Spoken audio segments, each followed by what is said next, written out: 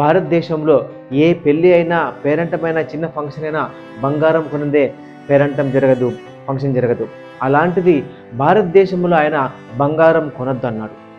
ఎవరు కూడా డీజిల్ని, పెట్రోల్ని, ఆయిల్ని ఎక్కువగా వాడద్దు. అందరూ కూడా వర్క్ ఫ్రమ్ హోమ్ చేయండి. ఈ 3 మాటలు కూడా భారతదేశం అంతా చాలా బలంగా వినిపించాయి. అందరూ కూడా భయభ్రాంతులకు గురయ్యారు.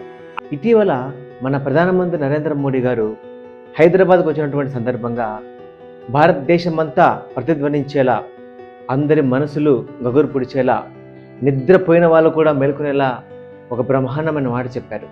అదేంటంటే, साथियों, गोल्ड यानी सोने की खरीद एक और पहलू है जिसमें विदेशी मुद्रा बहुत अधिक खर्च होती है. అసలు మోడీ గారు ఎందుకు ఈ మాట చెప్పారు? అసలు మోడీ గారు ఎందుకు ఇంత పెద్ద స్టేట్మెంట్ని ప్రపంచవ్యాప్తంగా తెలిసే విధంగా, భారతదేశంలో తెలిసే విధంగా చేశారు అని కనుక మనం తెలియాలంటే తప్పకుండా ఈ వీడియో చూడండి.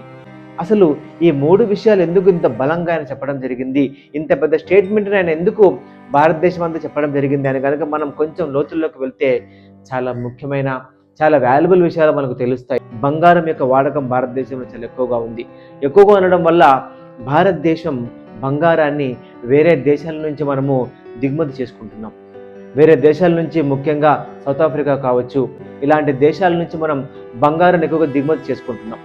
అలా బంగారం దిగుమతి చేసుకోవడం కారణం చేత అవన్నీ కూడా మనకి షిప్ల ద్వారా ప్రయాణం చేసి రావాల్సి వస్తుంది. సో వీటన్నింటికీ కూడా భారతదేశం ఎక్కువగా ట్యాక్స్లు వేయాల్సి వస్తుంది. మనం ఈ విధంగా బంగారం కొనడం వల్ల విదేశీ మారక నిల్వలు ఎక్కువగా మనం వారికి ఇవ్వాల్సి వస్తుంది. సో విదేశీయులకు డబ్బులు ఎక్కువగా ఇవ్వడం చేత వాళ్ళ యొక్క డాలర్ విలువ పెరుగుతుంది. సో మనం కొనడం ఎక్కువ చేస్తుండడం చేత మన రూపాయి విలువ తగ్గి డాలర్ విలువ పెరుగుతూనే ఉంటుంది. సో అందుకని కరెంట్ అకౌంట్ డెఫిషియన్సీ అనేది భారతదేశంలో రాకుండా ఉండడానికి, భారతదేశం యొక్క రూపాయి విలువ పడిపోకుండా ఉండడానికి, అంటే వేరే వాళ్ళ యొక్క వస్తువులు ఎక్కువ కొనడం ద్వారా మనం మన యొక్క రూపాయి విలువ తగ్గిస్తున్నాము.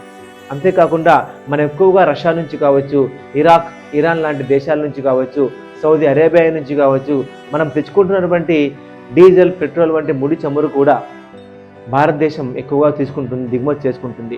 ఆ దిగుమతుల వల్ల ఎక్కువగా మనం వారికి డబ్బు చెల్లించాల్సి వస్తుంది. కాబట్టి వాటి విలువ పెరుగుతుంది.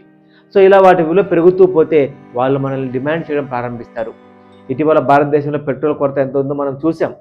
కాబట్టి వాటిని మనం పెంచుకుంటూ పోవడం వల్ల, వాటి వినియోగం ఎక్కువ అవుతూ ఉండడం వల్ల, మనం వేరే వాళ్ళ మీద డిపెండెంట్ ఎక్కువ అవుతూ ఉండడం వల్ల మన రూపాయి విలువ తగ్గిపోతుంది. అంతేకాకుండా ఎందుకు ఆయన వర్క్ హోమ్ చేయమంటున్నాడంటే, వీటి ద్వారా అనేకులు ప్రయాణాన్ని తగ్గిస్తారు. ఇంటి దగ్గర ఉండడం వల్ల వాళ్ళకి డీజిల్, పెట్రోల్ అవసరాలు తగ్గుతాయి. సో ఇవన్నీ ఆయన ఆలోచించి భారతదేశం యొక్క రూపాయి విలువను మరింత దిగజారకుండా చేయాలని, రూపాయి విలువను స్టేబుల్గా చేర్చిన ఉద్దేశంతో నరేంద్ర మోడీ గారు బంగారాన్ని కొనొద్దు, ఎక్కువగా ఆయిల్ వాడొద్దు, వర్క్ ఫ్రమ్ హోమ్ చేయండి అని చెప్తున్నాడు. సో భారతదేశంలోని ప్రజలందరూ మోడీ గారు చెప్పిన మాటను ఒకసారి ఆలోచిద్దాం. ఆలోచించి వాటి ఉపయోగం ఏంటి, వాటి అవసరం ఏంటి అని మనం ఒక నిర్ణయానికి వచ్చి చెప్పిన దానిని చేయడానికి ప్రయత్నం చేద్దాం.